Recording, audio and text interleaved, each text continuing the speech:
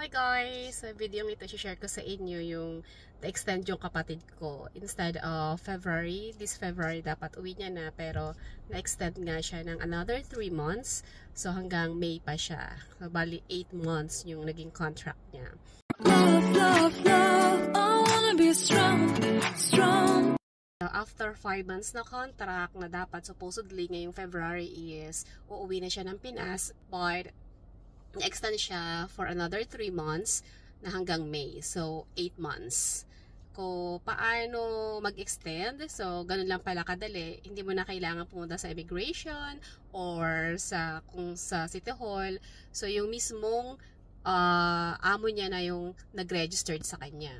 So, dahil nga nagustuhan ng amo niya yung performance niya, at kailangan din naman talaga ng tao sa ngayon, kaya in-extend siya hanggang May. So yung amo niya mismo pumunta doon sa Agriculture Department at nag-registered. So wala kaming ginawa kundi yun na automatic na daw. So pero syempre hindi pa rin ako kampante na parang feeling ko kailangan ko pumunta ng immigration, kailangan kong magbigay ng mga papers or kung anong patatak or pa-sign para assurance na tama yung na-extend nga siya. Kasi diba pag hindi ka, ang alam ko kasi pag hindi mo na-registered may penalty, tapos automatic TNT. Pumunta rin ako ng Agriculture Department at tinanong ko nga ng direct kung paano ba mag-extend, kailangan ko ba pumunta ng immigration, and then sabi doon na hindi na kailangan, so automatic na yon. And then, after a day, yun nga, may nag-message sa amin na galing nga din sa immigration na na-extend nga yung kapatid ko hanggang May. So, another 3 months. So, bali 8 months na naging contract niya. So, yun, dire-diretso na yung trabaho niya. So, from 5 months, naging 8 months. Kasi may 3 additional months na in-extend ng amo niya. Dahil nagustuhan yung performance niya at kailangan din kasi ng tao. So, ayun, susundin ko ngayon yung kapatid ko. Mag-dinner lang kami.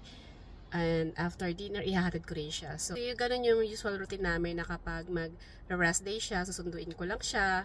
And then, uwi ko rin siya ng gabi, or kaya kahit hindi siya mag-rest day, yung magdi-dinner lang kami, sunduin ko siya, ihatid. So, yun yung advantage na malapit lang siya sa akin. Dito lang kasi siya naka-assign. So, ganun yun kapag in-invite kayo ng family nyo or kung sino yung relatives nyo na nag-invite sa inyo, dun lang din sa city nila kayo ma-assign. Hindi kayo ma-assign sa ibang lugar kasi parang ayun yung pinaka-program ng bawat city. Kaya nagkaroon sila ng mga invitation sa relatives. So, dun lang din mismo sa city nila kayo mag-work.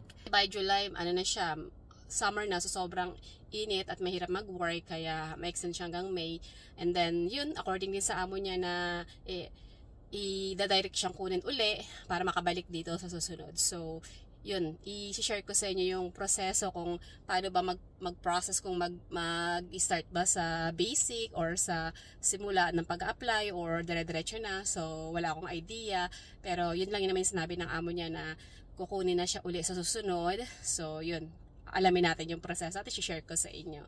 So, dito na ako sa farm ng kapatid ko sa pinagkatabahuan niya at yun, sundin ko nga siya kasi kakain nga kami for dinner.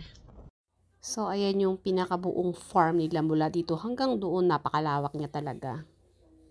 So, ayan na. Yan, at medyo umuulan pa, guys. Yan, umuulan pa. So, hanggang dito na lang. Bye!